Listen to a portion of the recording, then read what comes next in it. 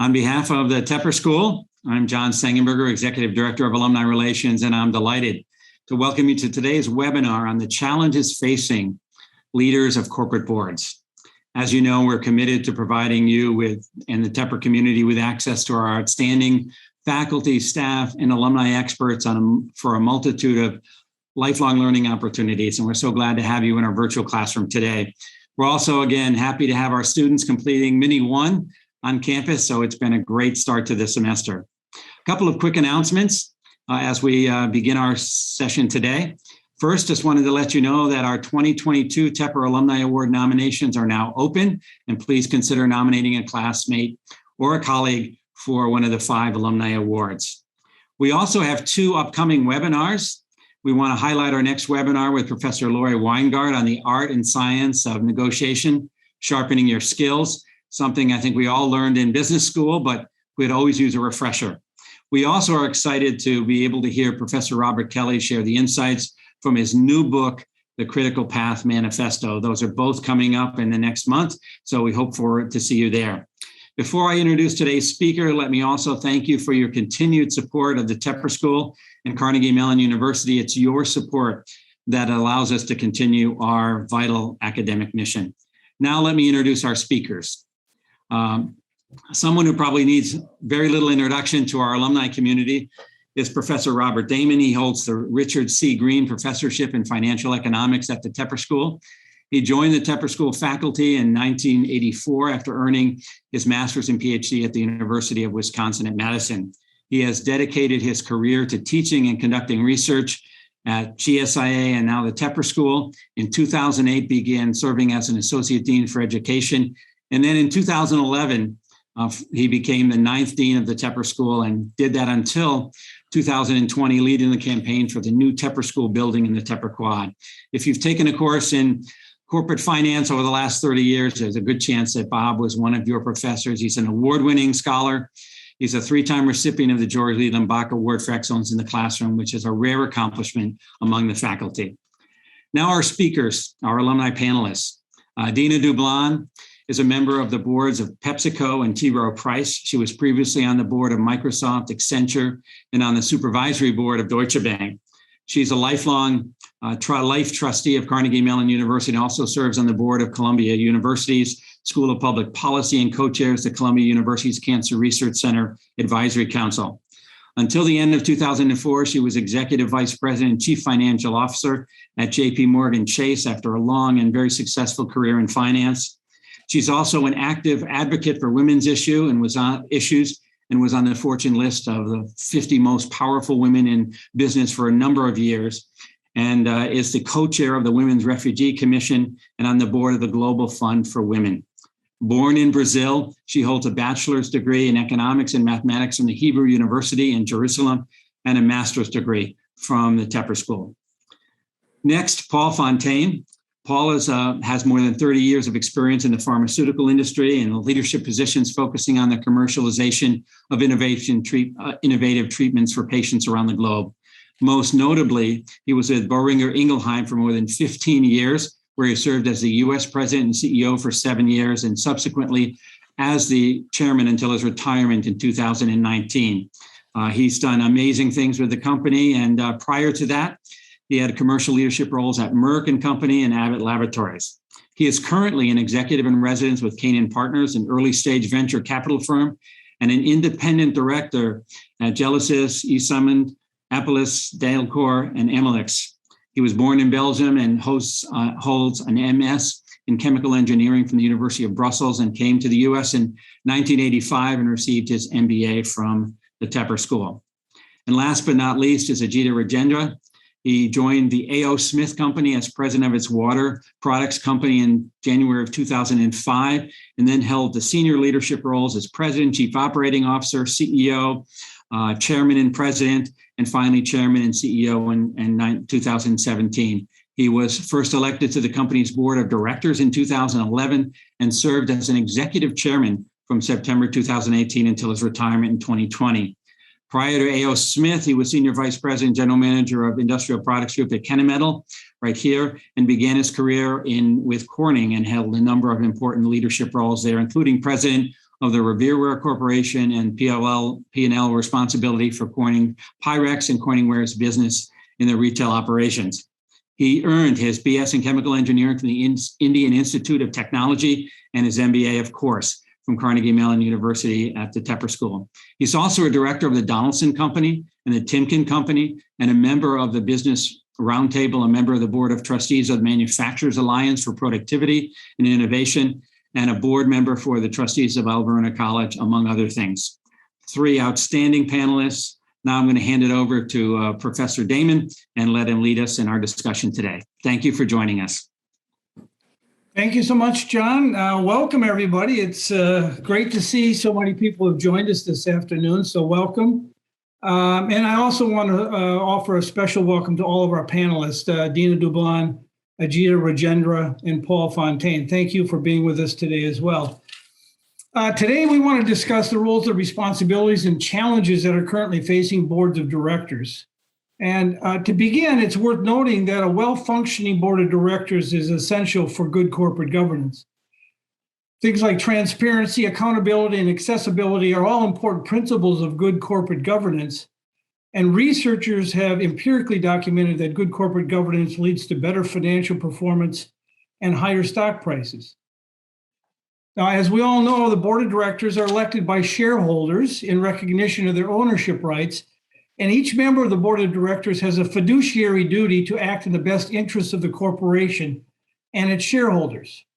Now, while the board of directors itself has no day-to-day operating responsibilities, it does play an important and critical oversight and advisory role for management of the corporation.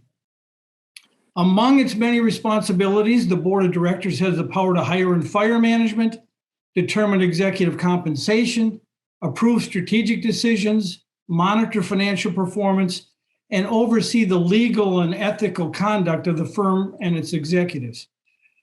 While maintaining independence from the firm's management is important for effective oversight, it should also be recognized that effective oversight also requires a good working relationship between the board and the management team that's built on trust, mutual respect, transparency, and open debate. Now, while shareholders are the primary focus of corporate governance and board oversight, there is a long-standing and arduous debate about the extent to which the responsibilities of corporations extend beyond shareholders to include other stakeholders, including customers, employees, suppliers, the local community. Moreover, as governments are increasingly challenged by important and growing problems plaguing society, corporations are seen as having the responsibility to help mitigate these problems. These challenges include things like climate change, sustainability, gender, racial, and ethnic diversity, and income inequality, just to name a few. The purpose of our panel discussion today is to address these issues and other important issues currently facing corporate boards of directors. Of particular interest are the following questions, which I hope we'll be able to get to. First, what constitutes good corporate governance and the effectiveness of the board of directors? What are the big issues and challenges facing corporate boards today, and how are they dealing with these challenges? How does the board balance the interest of all the company's stakeholders without violating its fiduciary duties to shareholders? And finally, how does the board balance the pressures for short-term performance in earnings and stock price with the long-term needs of the business?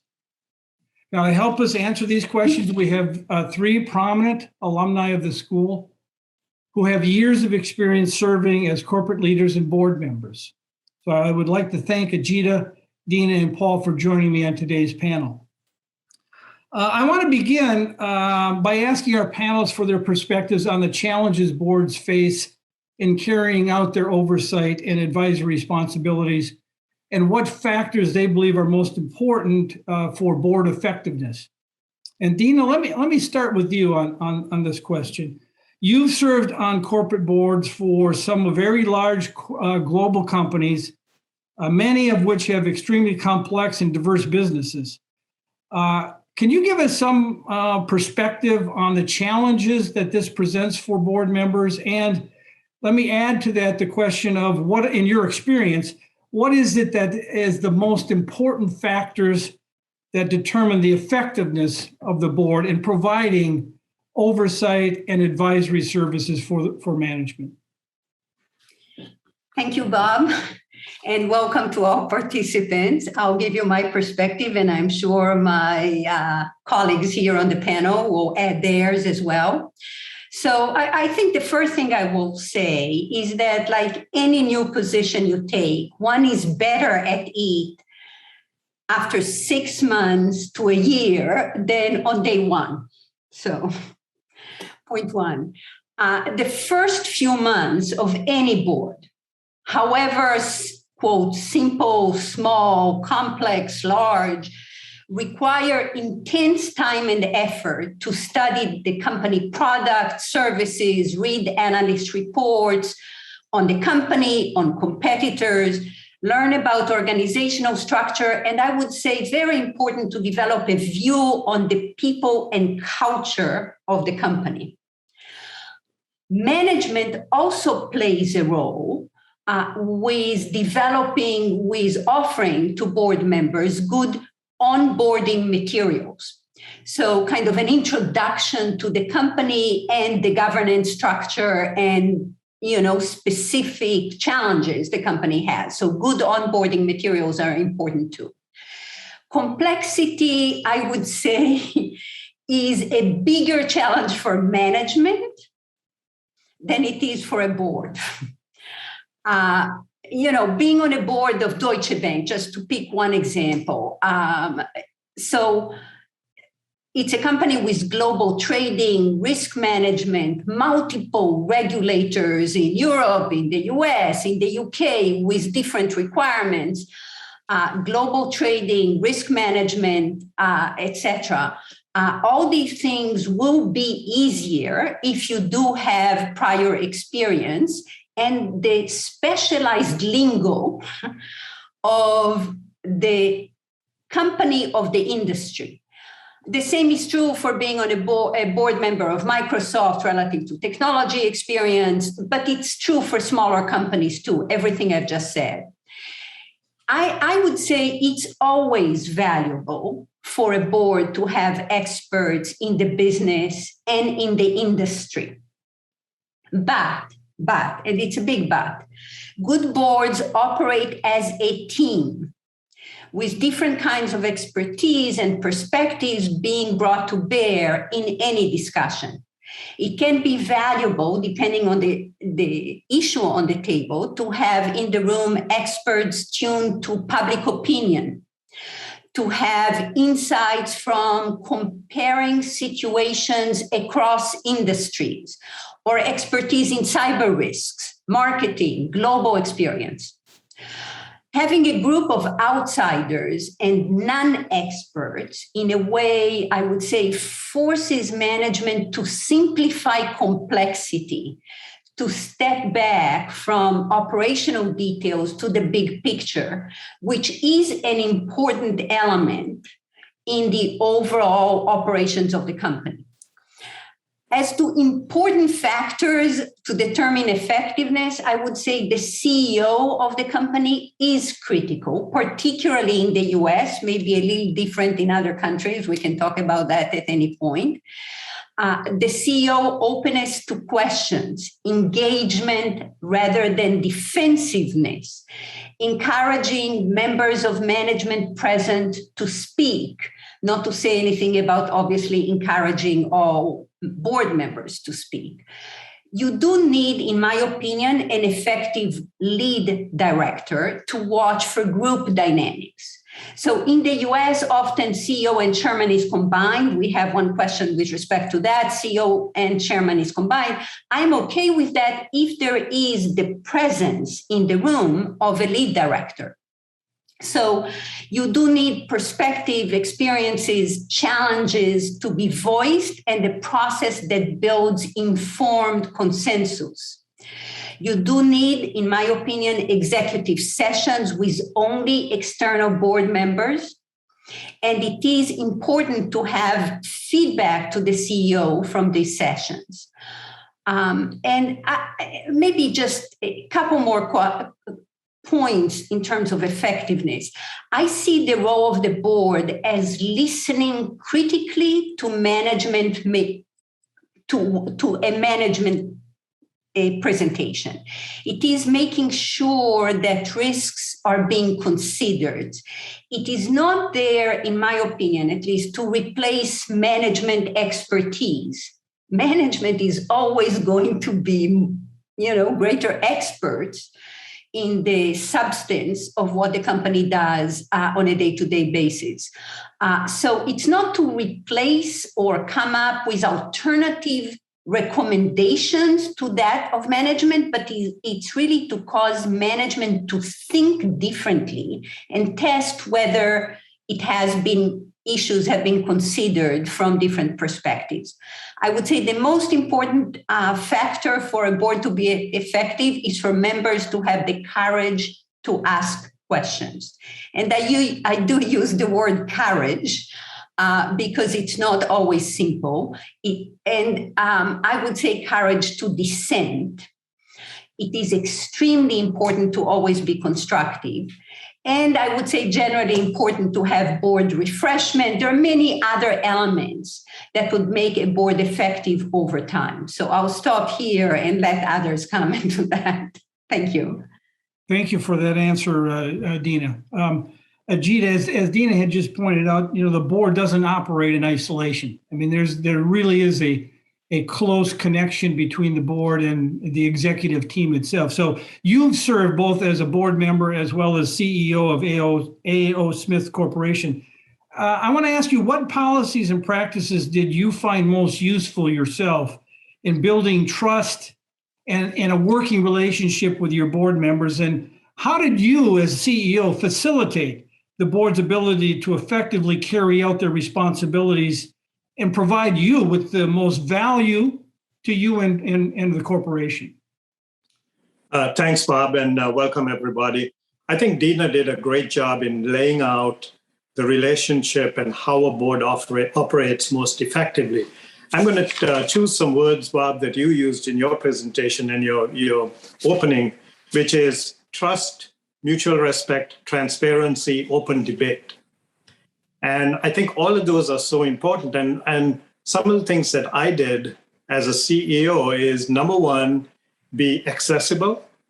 Number two, be very open. Open meaning not only in terms of information, but listening, truly listening. And also transparency in terms of information. One thing that as a CEO and sometimes the management team forgets is that we are living the situation 24/7, literally. But the board of directors is involved maybe 6 times a year in depth, but 6 times a year, and they are doing all kinds of other things. And as Dina pointed out, you got to keep it at the high level, but at the same time, do everything possible to make sure that the board of directors understands the strategy, feels ownership of the strategy by being given the opportunity to push back, to probe, to question, to critique, and to have them really listen to, and then adjusting the strategy as required if it is necessary. And also creating that environment of total trust and transparency, which means openness in terms of information, not just from the CEO, but the whole management team. Some of the things I did, for example, is that my board had complete access to my management team. They didn't have to check with me to call my management team or vice versa. Now, I wanted my team to make sure that I was in the loop and informed, even after the fact, which is fine. But to make sure that the board understood that everything was completely open, they had the full picture, and there was nothing hidden behind the curtain, that they would not be surprised by anything. And if there was a surprise, then I would be surprised at the same time, and they would hear about it almost immediately. And some of the things I did to facilitate this is, for example, I always had two sessions, one at the beginning of the board meeting, one at the end of the board meeting, which was only the board and myself. And the first session, there were no presentations, just discussion, no handouts, and the topic was always the same. It was, here are the top 3 things that keep me up at night. And what am I doing about it? So the risk, my concerns were out there for everyone to understand. Now, the other thing I did was in between meetings, I would put out a fairly lengthy, about 3 weeks to 4 weeks before the board meeting, an update in terms of what's happening with the business. And so that gave them the perspective to come in, which was more up to date, and then get into the depth and the detail. The other thing also is, I think it's really important, as Dina said, the board collectively needs to be effective. But also, it's very important for the CEO to build the individual relationships. And I really worked at that, which meant maybe one-on-one phone calls, whatever it is, to make sure that each board member felt comfortable to push back, to ask the question, to disagree, or pick up the phone and call me and say, Ajita, you know what? Have you thought of this? Are you uncomfortable with this? Or I'm uncomfortable with this. Help me understand it better. So overall, the board of directors is a tremendous asset to the CEO. And it's important that the CEO create the environment to be able to draw on them and utilize that asset as much as possible. Thank you, Ajita. That's great. Paul, you come at this from a very different perspective, I think, than Dina and Ajita. You've got experience as both an investor and a board member for a number of startup companies in the biotech and biopharma space. What unique challenges do you see with respect to governance in the private company setting that may be different from large corporations, as both Dina and Ajita have just discussed? Thank you, Bob, for including me. The perspective of a venture-backed private company in the biotech or biopharma space is one of dealing with a context of most likely negative cash flows for years to come, and the potential for devastating binary or exhilarating binary outcomes in one's R&D pipeline. So the specific aspects beyond that one, which obviously points to fundraising as a key competency of the management team with the help of the board. Most of these boards have fewer independents, more comprised of the investor syndicate who stood up the company to begin with. And that provides for an interesting dynamic between us independents and them investors, or us investors and them independents at times. And so you really have to work on the symbiosis, if you will, of all these constituents and how they can bring value to the firm and to management. And then I can fully support what was been mentioned by the two other speakers, all of the dimensions of trust and transparency and one's self-education to become a valuable board member are absolutely critical in a space that tends to be very focused on a few issues where one needs very deep knowledge to be able to contribute something of value to management and to the company. There are many other aspects that I hopefully can get into in the Q&A session. But those are the first three that came to mind. Yeah, I would think, Paul, that dealing with a founder as being somebody on the board or a founding team, a management team, presents very different challenges, perhaps, than what you might find on a public board. Absolutely, but the dimensions that Dina and Ajita brought up absolutely apply. Are we seen as a helpful sounding board or as a nuisance that has to be dealt with 6 times a year as a board? Those dynamics are going to play out somewhat in a more vibrant way because it's a smaller team. But they're at play, no matter which situation you find yourself in. And the adage of you've seen one board certainly applies as well. Okay, thank you very much, Paul. Let me turn our attention a little bit to some of the main challenges that are facing corporate boards today. And I'll address the next question to all of our panelists. And I'll start with Dina again. So increasingly, you're finding or seeing that corporations are expected to take a more active role in solving economic and social issues, including things like diversity, as I mentioned earlier. ESG is a big issue today with companies. The sustainability, income inequality. So there's a long list of these social and economic issues that corporations are expected to contribute on. What challenges do these kinds of issues, because I know you're feeling pressure as companies are being approached by activists and others, but what challenges does this present for the board of directors of the company? And how are you dealing with these challenges? Dina, I'm going to start with you on this. Okay, I don't know that there are many different aspects to your question. So let me just start with a few comments and then we can decide how deep we dig into and obviously have my other panelists here comment. So I don't see the role of the company as one of, quote, to solve society's issues. That is not the way I see the role of the company. Having said that, I do believe that companies have a responsibility not to exacerbate society's challenges and to contribute to solutions. So I know it's a nuance, but it's an important point, and there is increasing recognition on this point of not exacerbating and to contribute to a solution. So any of these issues present risks and opportunities to shareholders as well.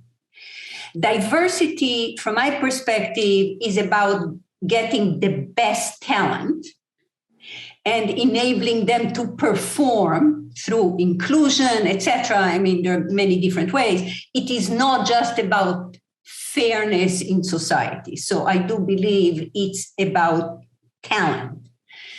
Climate can present huge challenges for the operations of a company, from the location of a manufacturing facility with some forward-looking to permission to operate.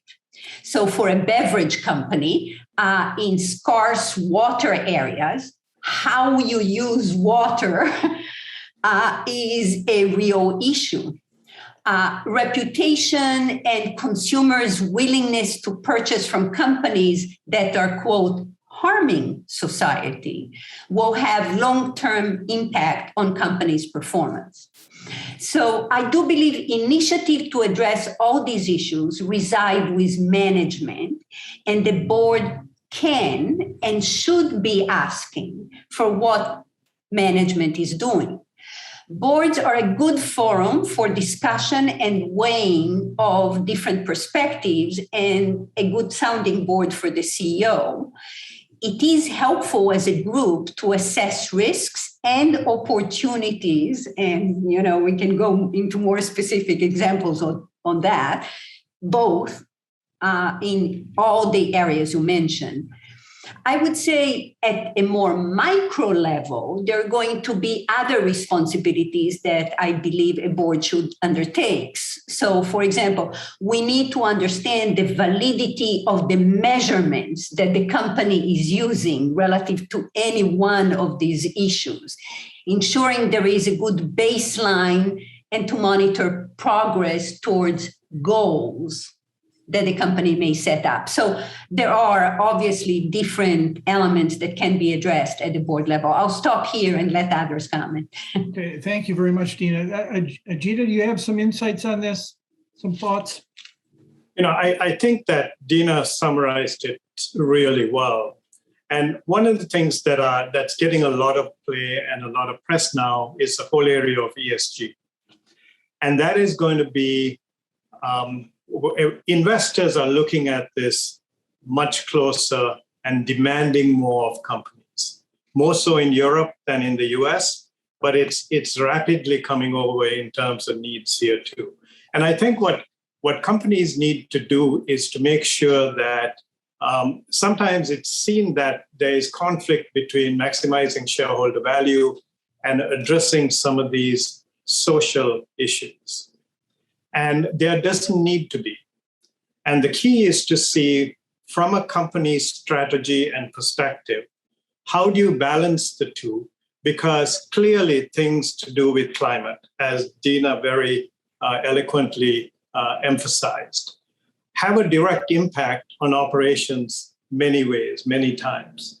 And the push and the pressure that's coming from investors and some of the large funds, et cetera, to put ESG out there in front is forcing companies to look at it and then address it in a manner that does add shareholder value in the long term. And maybe look at directions and ideas and new opportunities that they didn't look at in the past because they're being pushed in that direction. And I think that is a very positive outcome of all of this. Thank you, Paul. Is the situation different with small startups, private companies, than it is with large public corporations? Perhaps, but I think I'll start with a context related to healthcare, where the ultimate focus of the best management teams is around the patient situation that we're trying to solve, and from a health perspective, and that usually trumps everything else. Because if we're doing something that eventually hurts the patients, then none of us should be here. And so that usually comes first, and you have to inspect for that in this line of work. And then in some of the other effects that have been mentioned by the other panelists are very scale dependent. So if I'm a preclinical company, so I don't even have a product yet, I'm just working in the laboratory, clearly diversity and sourcing of the best talent will probably be one of the most important ones. But things like sustainability are probably 2 or 3 years out. Clearly, the design of the product itself has to take that into account. But how big of a topic it's going to be in the boardroom, you'd have to carefully manage that so that it doesn't take time away from fundamentally getting off the blocks from a product development perspective and sourcing the right talent. So it's for my larger publicly traded companies, yes, it is prominent. For the early stage private venture-backed companies, it's a lot more boiled down to the essence of what do we need to function today and make it to the next milestone where our investors will continue to support us. Got it. Thank you very much. So, a related issue, a very closely related issue to this is the issue of shareholders versus stakeholders. This is a debate that has been going on for quite some time now.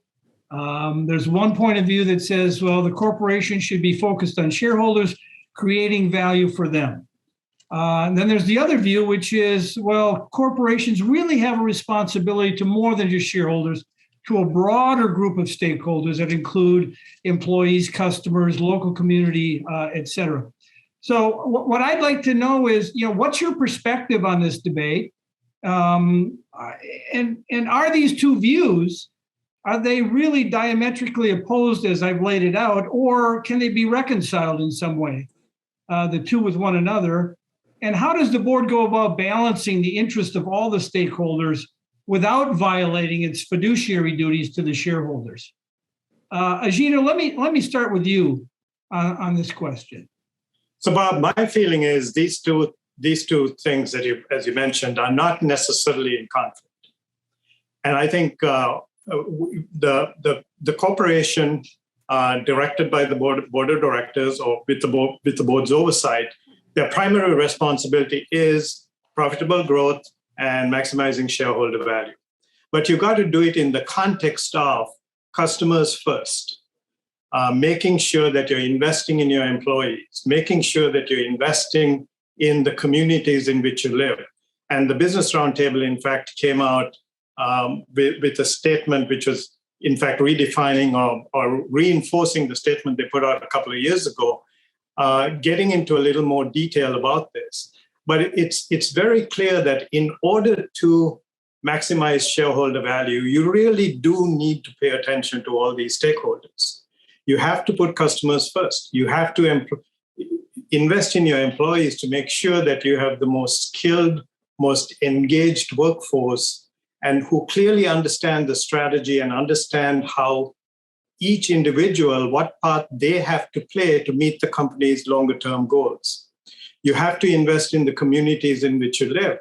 And again, these are not in conflict. And in the plethora of opportunities to invest in these areas, the trick is to pick the right ones that make sure that they reinforce each other. And that you're not losing sight of the bigger picture, but at the same time, making the right type of investments for all of the stakeholders.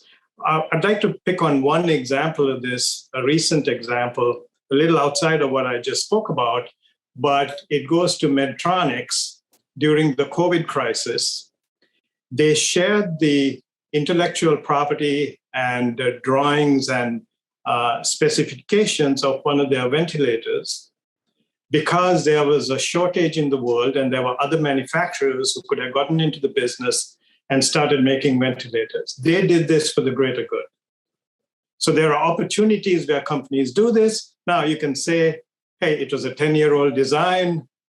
They were getting out of it anyway, whatever. But the point is that they did that for the greater good. So you need to put the whole thing in perspective and optimize the total system for the long term.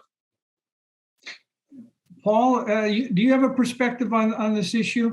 Yeah, as I mentioned in the previous exchange, if you take the lens of what we are here for in biopharma, which is try to sustain health or return to health for the patients that we try to serve, it's very much a focus on trust of how we operate, because fundamentally we're picking chemicals or biologics and then coming up with a way for them to be applied in the body to create some beneficial therapeutic outcome.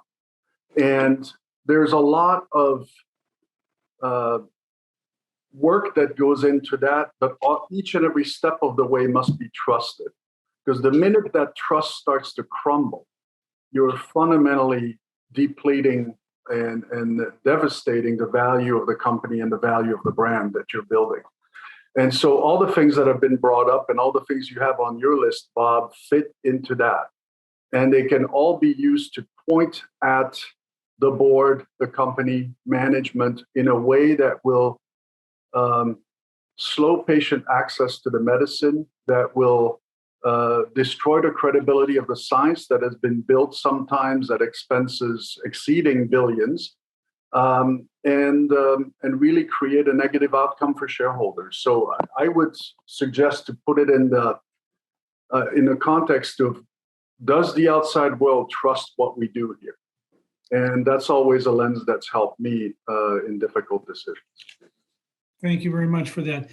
Dina, I know that you have strong views on this, I think.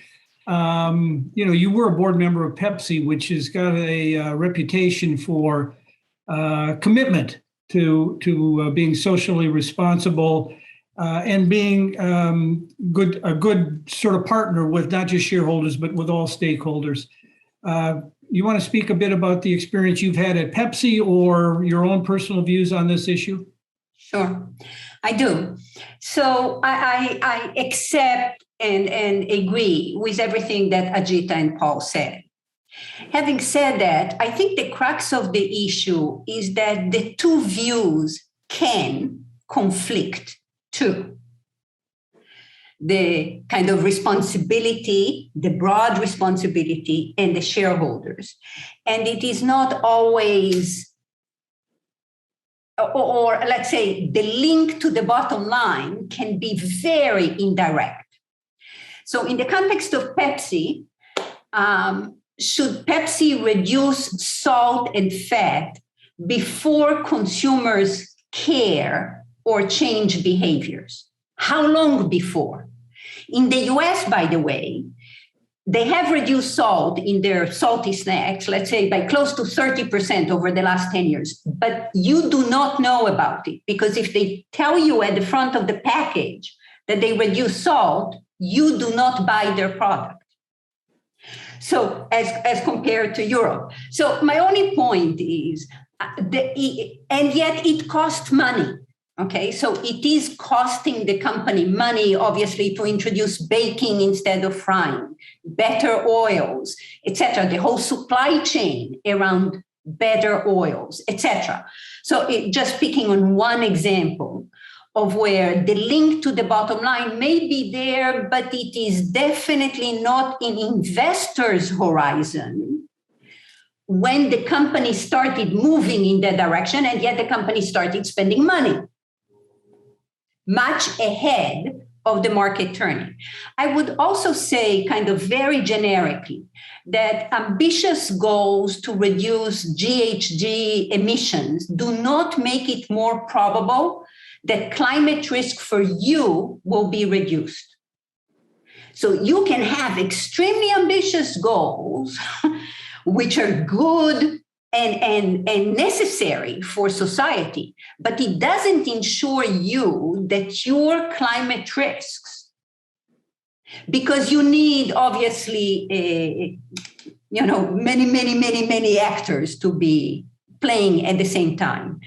I do think there are issues of eventual regulation, eventual taxes, etc., that will affect bottom line, and moving sooner is the right thing to do. But my only point is, I believe we have a responsibility to act, again, balancing performance, and to use Pepsi umbrella, performance with purpose. So balancing the two.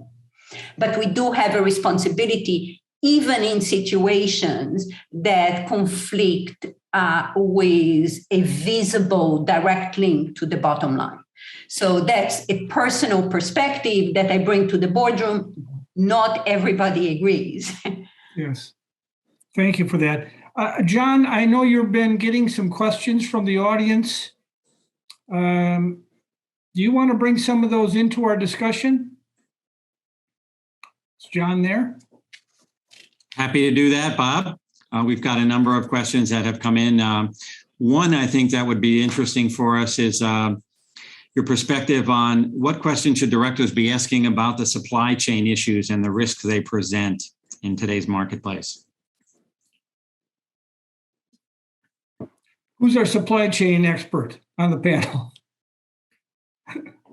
I'm not an expert, so I may as well speak first and let the experts speak after.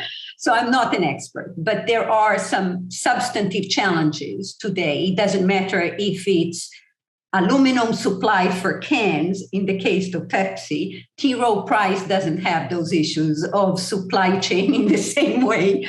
But it doesn't matter, again, if it's aluminum or if it's many other components that are necessary in the production and distribution of products to the marketplace.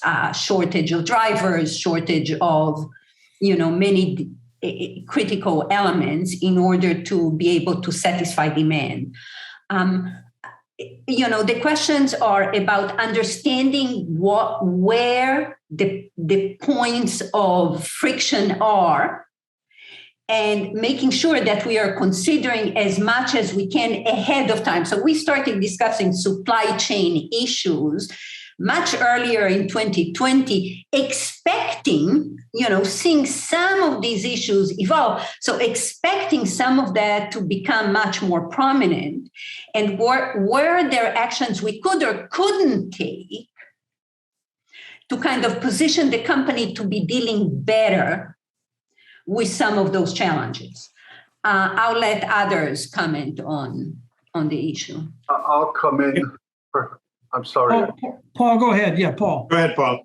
I'll come in with 2 points. First, since this is about being a board member, I think requesting the analysis from management is absolutely fine, but understanding very much that we're not management needs to be reiterated, because there is such a thing as too many cooks in the kitchen.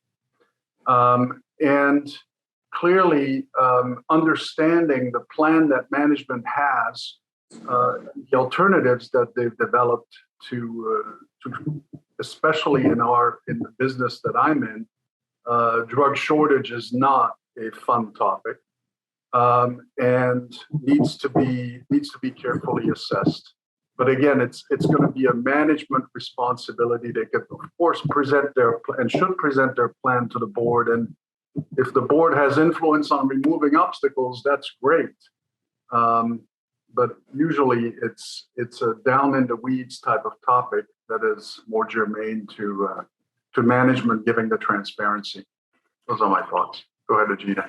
Yeah, Bob, the only thing I would add to that is that what we've done and in the boards I'm on is to say the companies are going through the ultimate stress tests in terms of their supply chain right now. And right now they have to focus in on the short term. But however, from a board perspective, and Paul said it exactly right, that this boundary between management and the board is very critical, and the board members need to be very cognizant of not crossing that line and trying to be an operating guy or person. But where the board comes in here is to say, so how, going through this stress test, what would you change for the long term? How would you look at your supply chain for the future, and what changes would you make given the experience that you've just gone through? And those are the types of things from a board perspective that we are pushing for, but not to do it right now. Right now, there's a fire in the kitchen. They got to put the fire out before they start redesigning the kitchen. So that's the perspective. Very good. Thank you, Ajita. Thanks for that answer from all of you. So, Ajita mentioned the short-term, long-term issue. So let me ask another question, sort of for board members, the importance of the trade-off between short-term and long-term. There's lots of pressure from Wall Street, lots of pressure from activist investors for short-term earnings and stock price performance by the company. But at the same time, there's a need for investment in delivering long-term value for the company and for shareholders. How do you balance those two things? And are the pressures that companies feel from Wall Street and activist investors, are those helpful to board members, or are they simply a distraction in running the company for the long term? Let me jump in on this one, and I'm sure we're going to have lots of different opinions on this.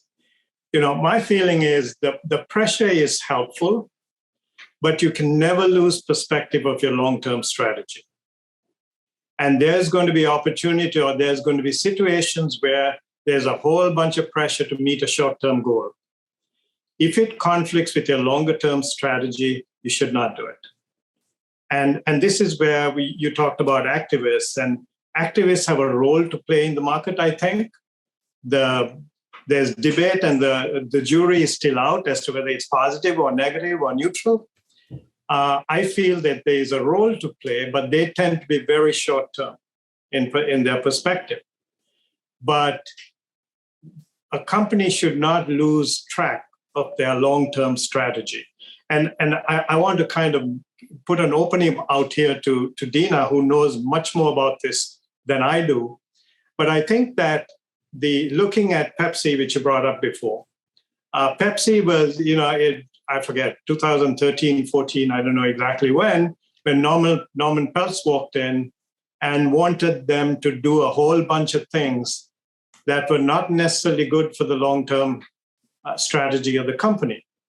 And Indra Nooyi took them on, stuck to her guns in terms of her strategy and convinced them that what they were doing was the right thing.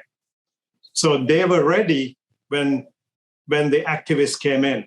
Dina, you know much more about this. I think you were probably on the board at the time. Yes. So I think it'll be illustrative to talk about this a little bit. So, Ajita, I agree with everything you said, not losing perspective on what the long-term strategy is. And I do think that short-term, pressure for short-term performance can be, can be more than just simply a distraction. And simply a distraction is not good either, because depending on what simply means and how long it lasts. Being very simple-minded over a 3-year term, just to go to one element, not the only element, but one element in Peltz's approach, over a 3-year term, increasing stock repurchases, leveraging the company up, will produce higher short-term results. But it is coming at the expense, or at least it might be coming at the expense of longer-term investments, which are important to position the company for the longer term. I think in the context of Peltz, the essence of Indra's success in fighting Peltz with, again, a shorter-term perspective was the fact that she had the board totally aligned on the long-term strategy. And the board was more than willing to engage with Peltz too. And by the way, he never came to a full board position. We selected a few board members to interact with him. But it is the alignment of the board with the CEO on what is the long-term strategy, and is what the activist asking consistent or contradictory with the long-term strategy of the company. So I do think that activists have a role to play in the capital markets. Indra listened very carefully. The board listened very carefully to what Peltz had to say. But again, it was judging it as Ajita points out, in the context of what is the bigger picture for the company in the long term. Paul, is this very different in the private company world? It must be, because you don't have the Wall Street pressure, you don't have the activist pressure, but there nevertheless must be pressure. But there are things called down rounds, and I've actually been part of an activist situation at a public company before, and the one caveat. So I'll take maybe the opposing view. If your long-term strategy is failing, and you have not done something credible about it, then the best thing for shareholders would be to stick an activist on your back to fix it up. And I've seen one of those situations play out in a positive way for shareholders in a public company setting. But within the private company investor syndicate, any one of us can become the activist at any point in time for any issue. And so I, like Dina said, really focusing on the merits of the arguments that are being advanced. Because there is, I don't know what the proportion is, but in some proportion, they're truly right. And they can advance the prospects for shareholders. And then the second piece of that is for the board and management to get past the emotion of being second guessed, which I also see very often as a side effect of activism. Good points. Good points all. Thank you. John, any other questions from the audience that we want to address? There's a couple on how important is cybersecurity and executive compensation as a couple of the ones. Maybe you could address that before we do our final question on joining boards and being board ready.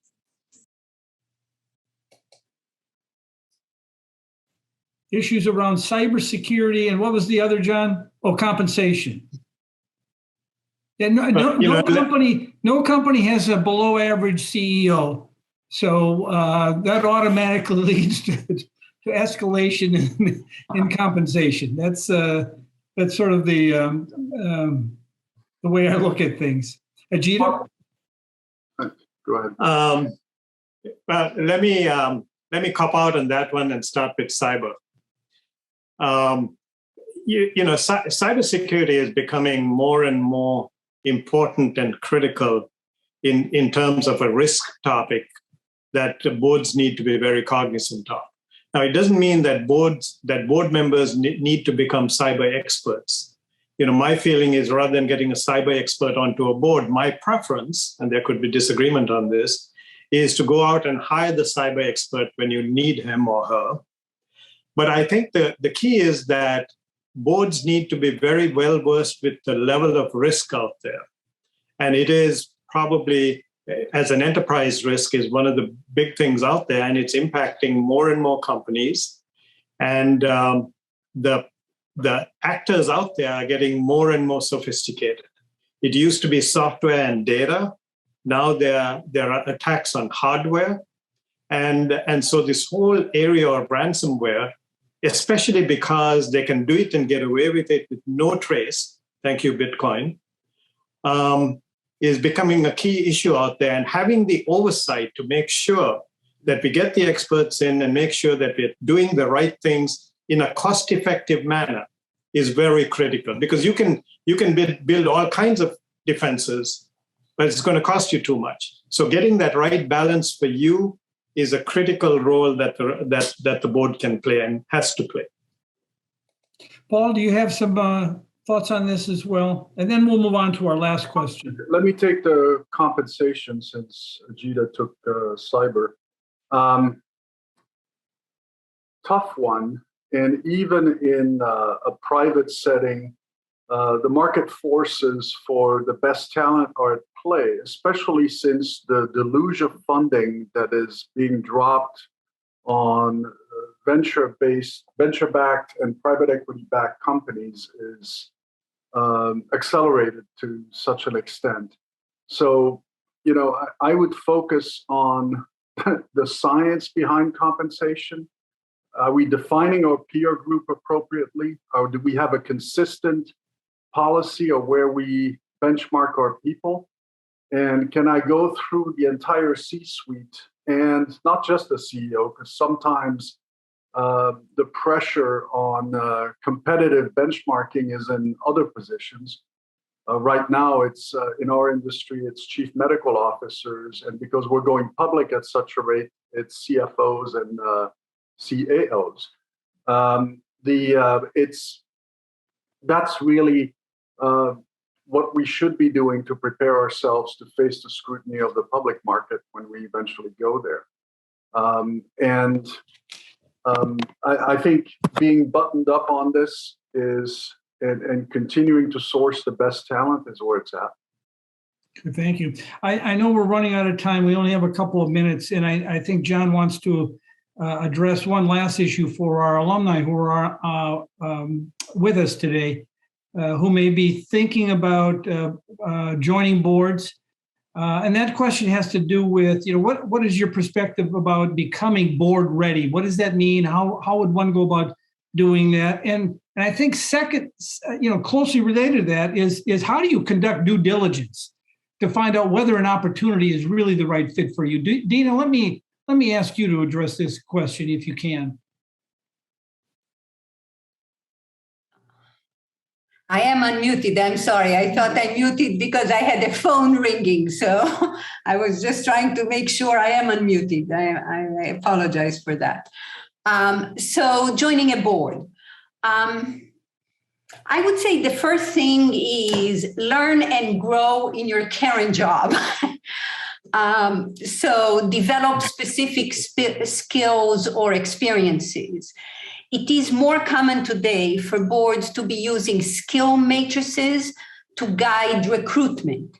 And those matrices are often public in the proxy statement. The matrix will include things like financial expert, international management, marketing, cyber, if that's what they want, social media, public policy. It doesn't matter. It will include the whole range of skills that the board is considering critical for its functioning as a group advising the CEO. And in that sense, there is more public information about that. So I would say learn and grow in your job. Other than that, I would say, executive search firms, recommendations from other board members are always relevant.